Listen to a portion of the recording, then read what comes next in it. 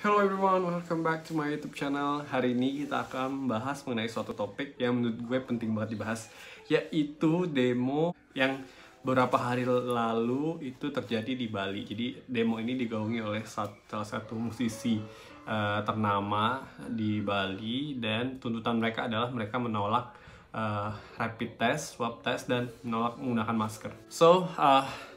Jadi yang paling intinya adalah mereka menolak akan si rapid test tadi, karena mereka mengasumsi bahwa rapid test itu hanya akal-akalan bisnis belaka. Mereka menolak orang-orang ketika bepergian menggunakan transportasi udara, laut, darat, itu mereka menolak akan adanya kewajiban untuk melakukan rapid test. Dari tingkat keakurasiannya itu sangat rendah, yaitu one of my friend who is doctor said it's 20%. Mereka, si musisi ini menolak akan kewajiban dari si rapid test ini ketika berpergian. So it's kind of make sense in a way. Tapi yang masih gua nggak habis pikir adalah ketika mereka ada dari beberapa pamflet yang mereka gunakan, itu mereka juga menolak swab test dan menolak menggunakan masker. Nah, swab test itu akurasinya tinggi. It could be like 90% lah, almost 90%. Jadi akurasinya sangat tinggi ini si rapid test, si swab testnya tadi. Nah, terus yang menjadi pertanyaan gue adalah kenapa mereka mendemo hal ini? Gitu loh. Kalau misalnya rapid test masih oke, make sense. Tapi ketika swab test atau PCR ini mereka demo juga, and that makes no sense at all. Karena dari sisi akurasi memang mereka udah lebih bagus. Misalnya kayak lebih bagus, itu jadi preventif untuk orang supaya ketika mereka mengetahui mereka ada COVID-19, jadi mereka bisa mengisolasi sendiri dan mereka bisa looking for further treatment. 3, ini yang mereka melakukan demonya itu tanpa menggunakan masker, tanpa menggunakan proteksi, dan itu membuat asumsi bahwa mereka menolak menggunakan masker. Nah, ini sebenarnya terjadi di seluruh dunia ya. In fact, kayak di Amerika pun si presidennya, si Trump, itu awalnya tidak menggunakan masker sama sekali karena dia tidak percaya sama si urgensi dari menggunakan masker nih. Dan plus lagi ada presiden Brazil yang dia nggak takut sama corona sama sekali. Dia nggak menggunakan masker. Dia kayak istilahnya dalam tanda kutip, quotes on quotes, menantang virus corona. Dan apa yang terjadi? Si presiden Brazil ini recently positif corona. Dan banyak orang di Amerika juga yang anti masker ya. Maksudnya mereka merasa masker ini menindas kebebasan mereka. So that's what their point of view. I don't know, I don't understand. This is, people can think a lot of things like conspiracy and other stuff, but this is really common sense. If you don't like to wear a mask, stay at home. It's really easy. I mean, like, stay at home, lo bisa lepas masker, lo bisa lepas baju, lepas celana, bodo amat. Tapi kayak lo lakuinnya di rumah lo sendiri, nyetir aja deh. Lo nyetir kan pakai seat belt tuh, pakai seat belt, terus ada protection yang lain, misalnya in case something happens, tuh ada airbag dan lain sebagainya. It's the same thing with mask, lindungi lo dari hal-hal yang tidak mengenakan, yaitu tadi virus tadi. Tuh, why it's really complicated for some people to use this mask. Dan sebenarnya gini sih, kayak gue lebih prefer pakai masker daripada pakai ventilator. Gue ajarin nih, pakai masker tuh gampang banget guys.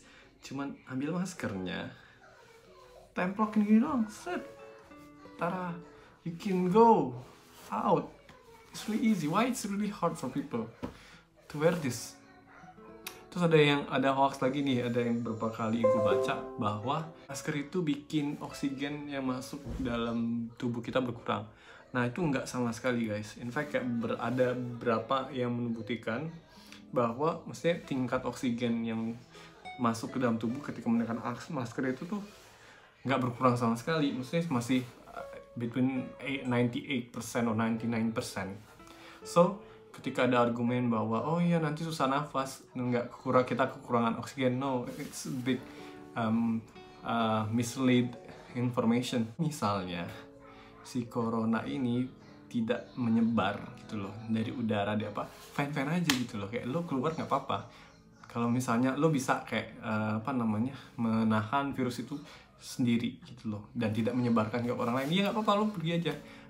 But sekarang case-nya beda gitu loh, ketika lo terkena lo bisa menyebarkan ke orang lain, makanya tadi lo harus pakai masker untuk mencegah, istilahnya itu untuk mencegah dan meminimalisir lo akan menyebarkan ke orang lain ataupun lo tersebar virus itu dari orang lain.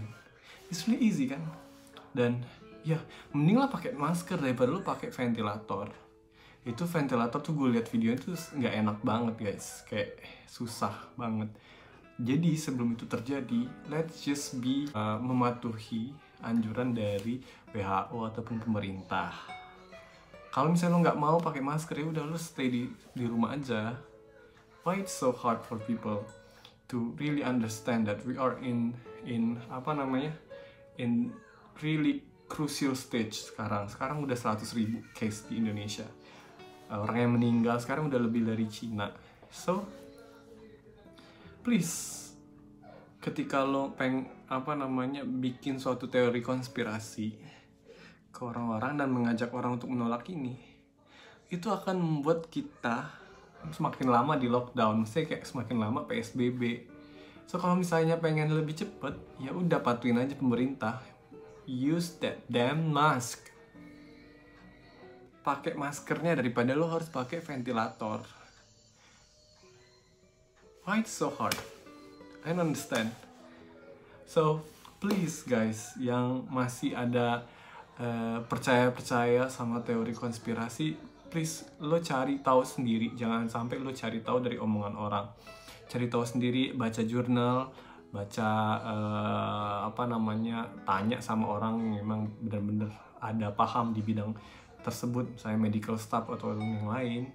Jadi lo bisa dapat informasi dari yang benar-benar legitimate gitu loh, yang benar-benar orang yang di bidangnya. So the point is, wear the damn mask.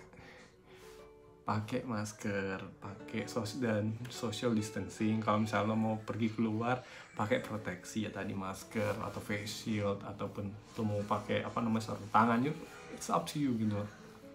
So protect yourself and protect others. And thank you so much everyone, and bye bye.